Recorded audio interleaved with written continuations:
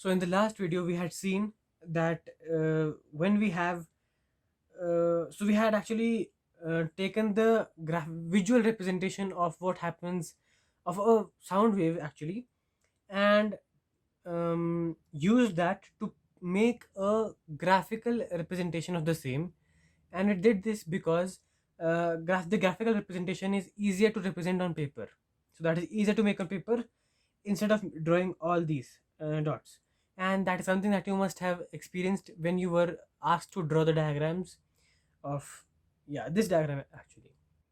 So it is easier to draw this graph than drawing this diagram.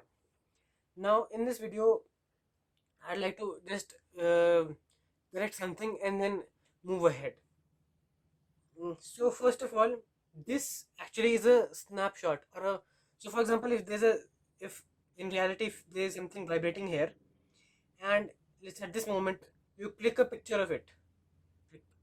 So this is what that picture would look like. Okay, so the vibrating object is stopped here because it's a picture, it will move, and here the air is compressed, or the air particles have become crowded in this region, whereas in this region we have a rarefaction, or the air has become less dense, and then again we have a compression, and so on and so forth. So we have actually three compressions, and in between them we have two rarefactions, and yeah, so you can see that here clearly. And we had seen in the last video how we could use this to make this. So here the density is maximum, or rather the pressure or density, you could say anything at the moment for this purpose. So the pressure or density is maximum, so it's the crowdedness, so to speak, is maximum here. Then as you go from here to here, it reduces to a lowest minimum value, and you can see at this is in this region the crowdedness is minimum. Then as you go from here to here, the crowdedness of the pressure or density increases to a maximum at this in this region. Then again as you go from here to here, the crowdedness drops from here to here. Then again as you go from this region to this region, the crowdedness, so here it's very less crowded, less dense, and here it is the density increases to a maximum, as you can see here also. So yeah, that is one snapshot. Now what would happen, so the object had come here and stopped, right? Now let's say you click a snapshot again after let's say a few milliseconds. So in those milliseconds this object would have so traveled backwards. Okay, and because this is a sound wave, if it would have moved um, a bit further in space. Okay, so the particles would stay there, remember, but the wave would have moved ahead. So this how would have that happened?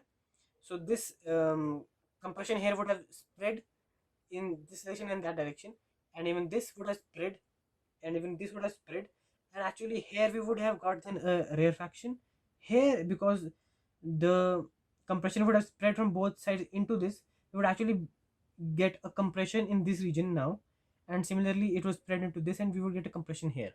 So after let's say a few milliseconds, the vibrating object moves from here to here. So let's see what happens in that short span of time. So the scenario changes somewhat like this to this.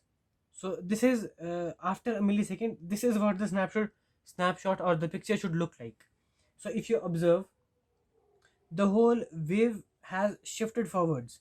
How much? By approximately this much distance. When the vibrating object has moved from its this position, this extreme position from here to its mean position, the whole wave has shifted this much distance to the right. And now even you can observe here also, the graph has also actually um, shifted this much to the right. So the whole wave have shifted in this direction. And now, so yeah, I hope you're getting the idea of how the sound wave is traveling in this direction.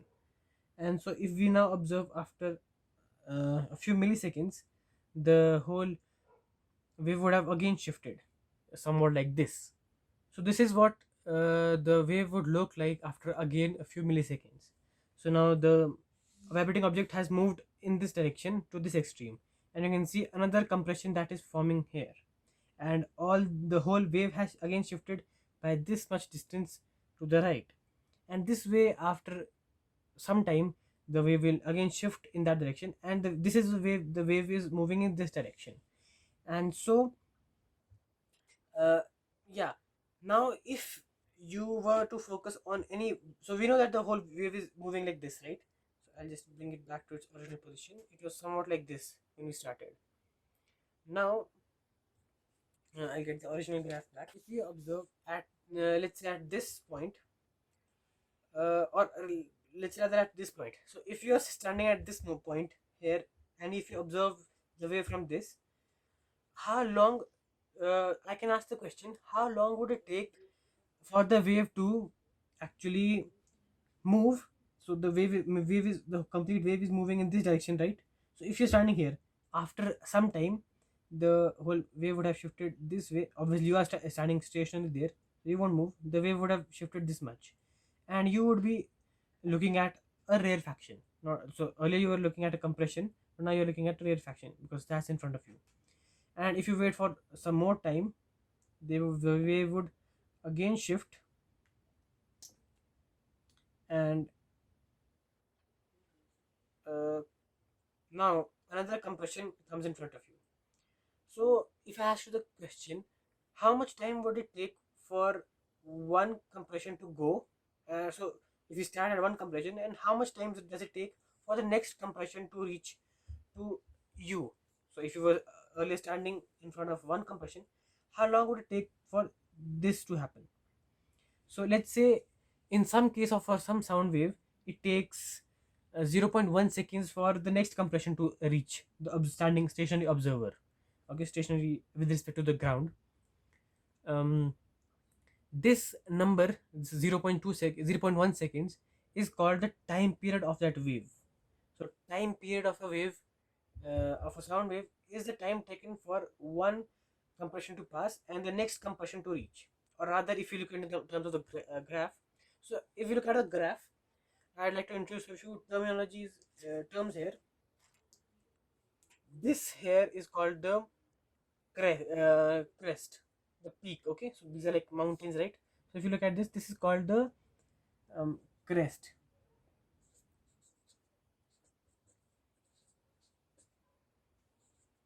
and this right here is the crest, whereas this right here, the valley kind of thing, is called the trough. Troughs. So this is the trough, this is the crest. So what does a crest represent actually? It actually represents a compression. What does a trough represent? It actually represents a rarefaction. So what we're actually saying when we say the term time period, we're saying that the time taken for one for the next compression to reach the observer. Okay, and or in the terms of the graph, it is the time taken for one crest to pass and the next crest to reach here. So the whole, even the whole graph is moving along with the sound wave, right? So if you are standing here, the graph is moving this way. So if you start a timer at this moment, how long would it take for the next crest? So this is the next crest, right? How much time would it take for the next crest to reach you? That is the time period denoted by capital T. So that is a time period, and in the next video we'll see a few more things about this graph.